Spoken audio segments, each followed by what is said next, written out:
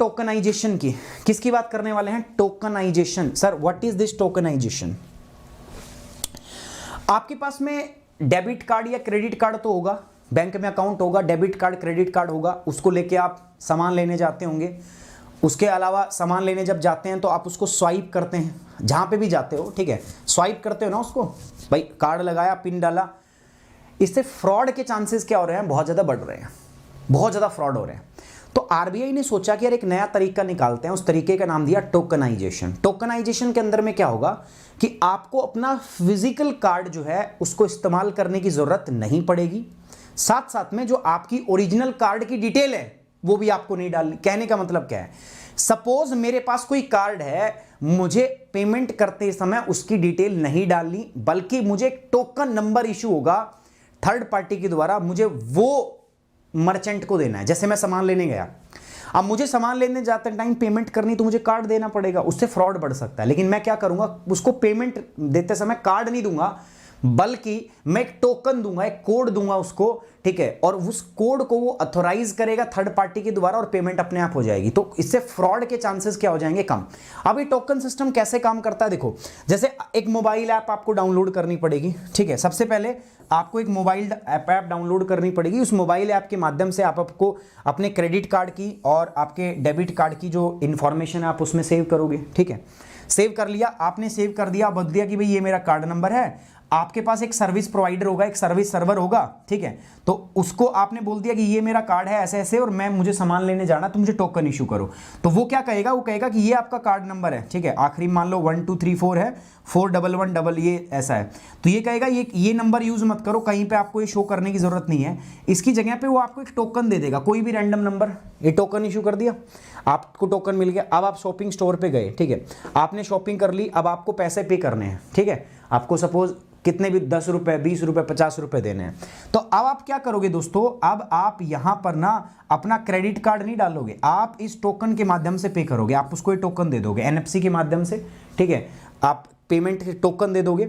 ये token merchant के पास जाएगा, मर्चेंट पहले इसको चेक करेगा कि उसी सर्विस प्रोवाइडर से पूछेगा, ठीक है, कि भैया हाँ ये सही है कि नहीं है, ये टोकन मिला है मुझे, ये टोकन ठीक है नहीं है। मेट्रो में नहीं होता है, आपने मेट्रो में क्या करते हैं, हम जाते हैं मेट्रो में, पैसा दिया तो 10 रुपए का टोकन मिल गया।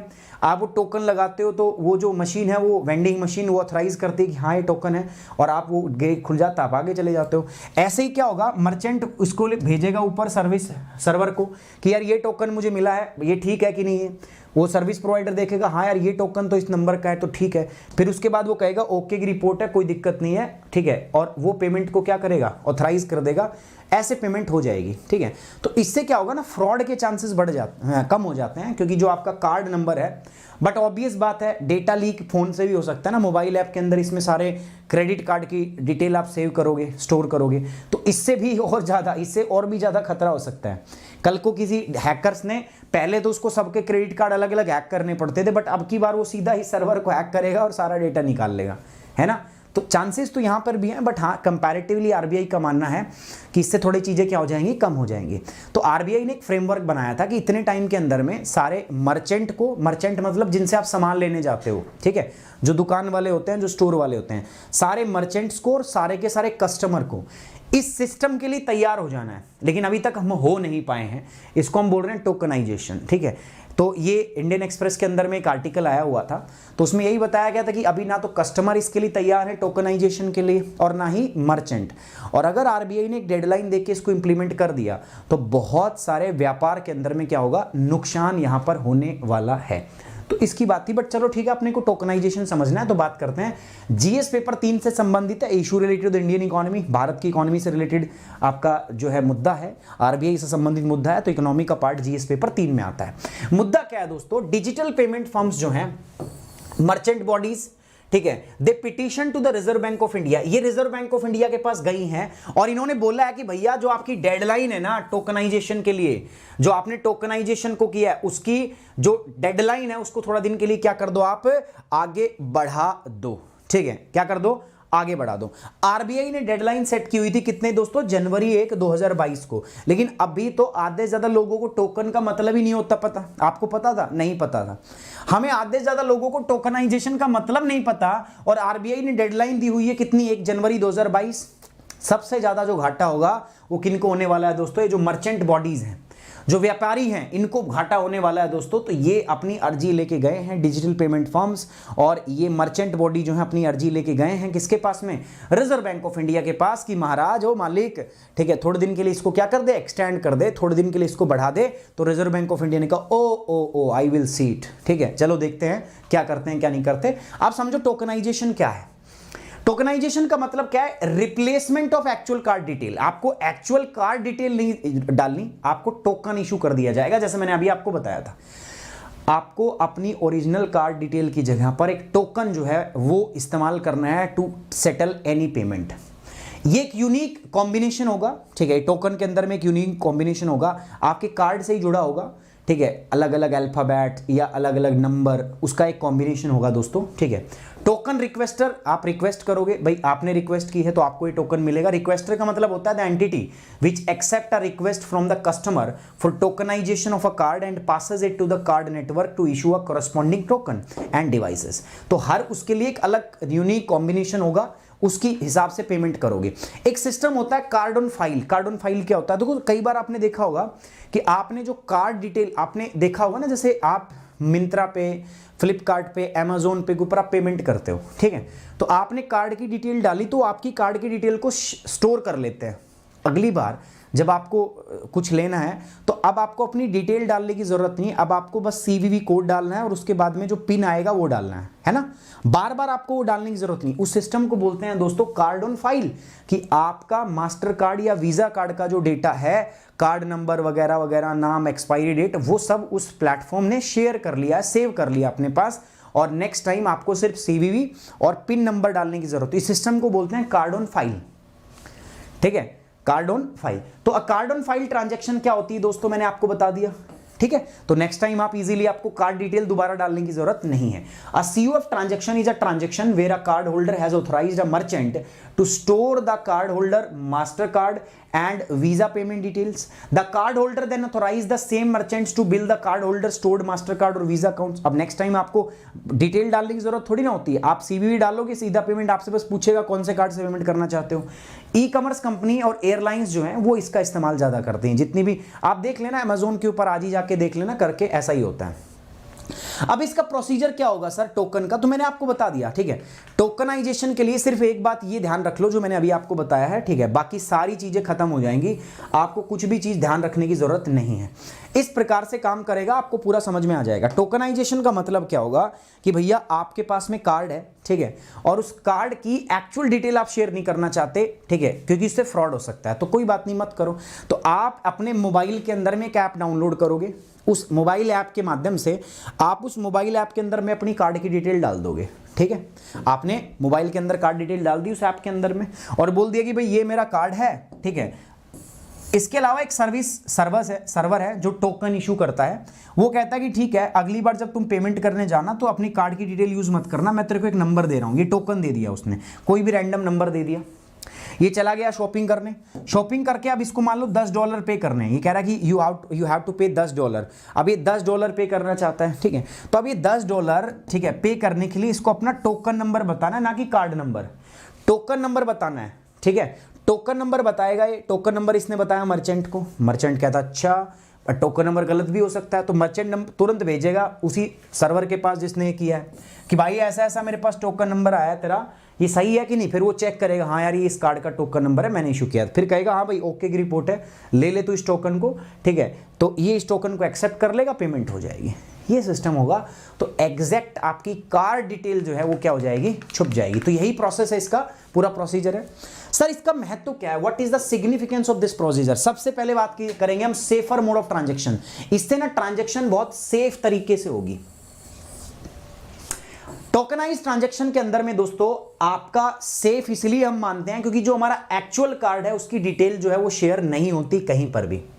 जब भी आप ट्रांजैक्शन करते हो ना तो आप अपनी एक्चुअल डिटेल को शेयर नहीं करते, ये सबसे इंपॉर्टेंट बात है इसकी। दूसरा, इससे चांसेस ऑफ फ्रॉड जो होते हैं वो कम हो जाते हैं भाई, धोखाधड़ी जो है उसकी संभावना आपकी कम हो जाती है। तो it reduce the fraud that occurs by sharing the card details like card number and CVV. जब आप कार्ड नंबर डिटेल सब शेयर करते हो ना, तो उसमें चांसेस ज्यादा हैं कि आपके साथ फ्रॉड ज्यादा हो सकता है, तो वो यहां पर रिड्यूस हो जाता है। तीसरी बात है क्या दोस्तों, कॉन्टेक्टलेस मोड। इसमें आपको वो कार्ड डालने की जरूरत नहीं, क्योंकि आपको ऑलरेडी क्या मिल गया, ठीक है, एक टोकन नंबर मिल गया, तो आप टोकन नंबर बताओ, उससे पेमेंट कर दो। The token is used to perform the card transaction. इसके अंदर में टोकन का उपयोग करके पॉइंट ऑफ सेल टर्मिनल और त्वरित प्रक्रियाओं के माध्यम से आपको कोड के माध्यम से भुगतान करना है, तो कार्ड रहित लेन देन हो जाएगा आपका। कार्ड का इस्तेमाल नहीं कर रहे आप, कार्ड रहित लेन देन होगा, तो इससे दोस्तों फ्रॉड भी कम होगा दोस्तों, इससे मोड ऑफ ट्रांजैक्शन जो है वो भी सेफ हो जाएगा। अगर मेरी बात समझ में आई तो कमेंट बॉक्स में ओके की रिपोर्ट लिखोगे जल्दी से। सारे बच्चे अरे सुबह सुबह उठे हो, पढ़ने के लिए उठे हो या बात करने के लिए उठे हो? बात पे लगे पड़े हो अपनी में, फलानी दी ढिगड़ी दी। अरे पढ़ लो ना यार, हैं पढ़ लो। सुबह सुबह उठे हो ना, मेरे को भी उठाया है ना, नहीं तो मैं भी आराम से रात को 6 बजे करूँगा क्लास, मुझे भी आराम से रात में करने में अच्छा लगता है। मैं भी उठाऊं, तुम भी उठे हो, काम किया है, अब काम कर लेते हैं ना, बातचीतों में क्यों समय वेस्ट कर रहे हो, ठीक है। चलो वीडियो लाइक भी करो फटाफट से, जिन्होंने लाइक नहीं किया फटाफट वीडियो लाइक करो, जल्दी करो, 600 तक पहुंचाओ फटाफट भाई, फटाफट।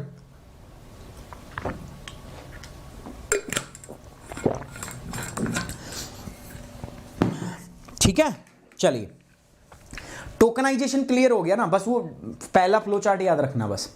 अब ऐसे संबंधित रिलेटेड पार्ट, इसमें भी देखो अब कुछ रिलेटेड सर्च में कुछ बहुत ज़्यादा इंपॉर्टेंट नहीं है। रिजर्व बैंक ऑफ इंडिया मैं पढ़ाऊंगा आपको, तब पढ़ लेना। और ई कॉमर्स कंपनीज, ठीक है, पढ़ने की कोई ज़रूरत नहीं है, बट क्या करूँ, इसमें कुछ रिलेटेड सर्च में था नहीं तो मुझे देना पड़ा।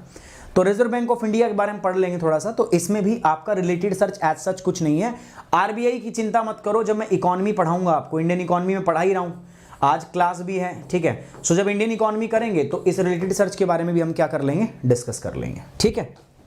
बात खत्म, पैसा जम, आगे बढ़ते हैं रिलेटेड सर्च में। अब आते हैं प्रीलिम्स के लिए। सर प्रीलिम्स में आपसे बस सवाल पूछा सकता है टोकनाइजेशन क्या होता है, व्हाट इज दिस टोकनाइजेशन, आप टोकनाइजेशन से क्या समझते हैं। दूसरी बात, ये कार्ड ऑन फाइल सिस्टम क्या है ना, कैसा है ये, और बेनिफिट और यूजेस क्या हैं इसके। बस ऐसी बातें आपसे आसान आसान पूछी जा सकती है, जो मेरे हिसाब से ना आप कर दोगे, मुझे नहीं लगता कि नहीं कर पाओगे, आप ये सारी चीजें कर दोगे ना भाई, ठीक है। तो मुझे पूरा पूरा विश्वास है आप ये कर दोगे।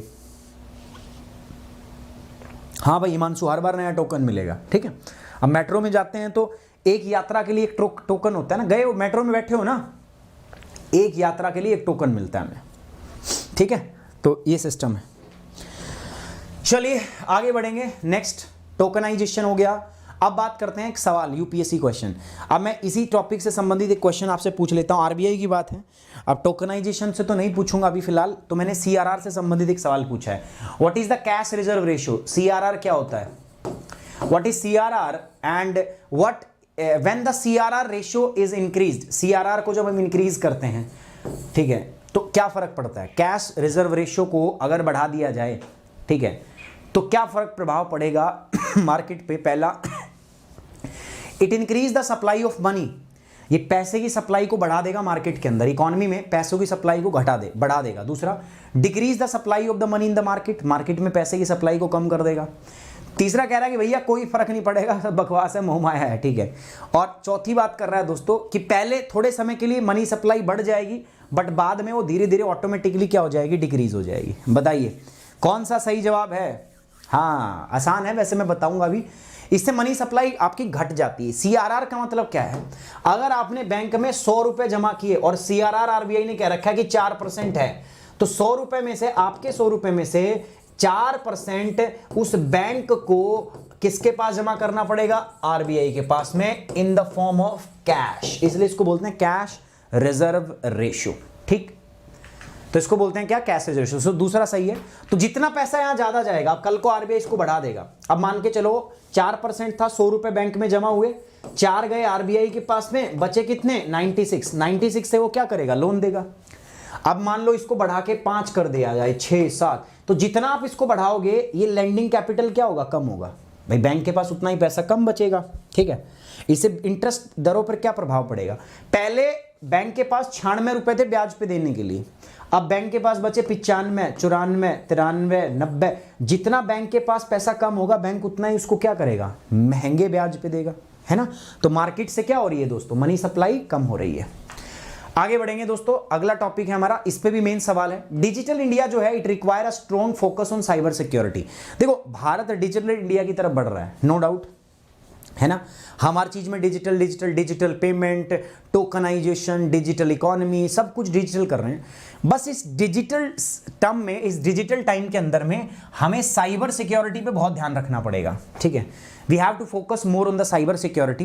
अब आपको साइबर सिक्योरिटी से संबंधित जो चैलेंजेस हैं उनके बारे में बात करनी पड़ेगी और आपको वे तरीके सजेस्ट करने पड़ेंगे कि इस प्रकार से भारत में आप साइबर सिक्योरिटी को बढ़ा सकते हो, इंक्रीज कर सकते हो। कैसे लिखेंगे सर? देखो सिंपल सी बात है, हर बार मैंने बोला इंट्रो से शुरू करेंगे।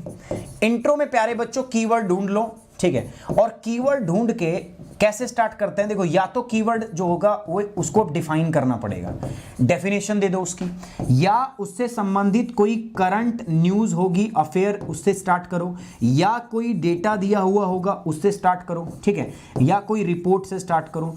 अब मेरे पास यहां पर क्या है, कीवर्ड है मेरे पास प्यारे बच्चों साइबर सिक्योरिटी, है ना भाई, क्या है, साइबर सिक्योरिटी।